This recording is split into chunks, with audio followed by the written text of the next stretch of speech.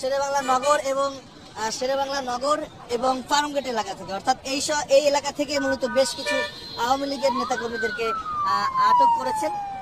দর্শক যেমনটি দেখতে পাচ্ছেন এখানকার, আমি যদি একটু আপনাদেরকে আরো একটু আবারও জানিয়ে রাখি, দেখতে পাচ্ছেন আনন্দ সিনেমা হলের ঠিক যে সামনে যে প্রবেশ পথটি রয়েছে সেই প্রবেশ পথের সামনে কিন্তু বেশ কিছু পুলিশ সদস্যরা রয়েছেন এবং র্যাবের সদস্যরা রয়েছেন। দর্শক এর আগে যদি আপনাদেরকে একটু জানিয়ে রাখি, গত পরশুদিন রাতে আওয়ামী লীগের এক সমর্থক জাতীয় নাগরিক পার্টির সদস্য সচিব আক্তার হোসেনের উপর ডিম নিক্ষেপ করেছেন, তানজিম জানাকে অখাদ্য ভাষায় গালাগালি করেছেন। এরপর থেকে কিন্তু আমরা দেখেছি গতকালকে রাজধানী সহ সারা দেশের বিভিন্ন জেলার উপজেলায় কিন্তু জাতীয় নাগরিক পার্টি নেতাকর্মীরা বিক্ষোভ মিছিল করেছেন এবং আওয়ামী লীগের বিচারের দাবিতে মূলত সেই বিক্ষোভ মিছিল করেছেন।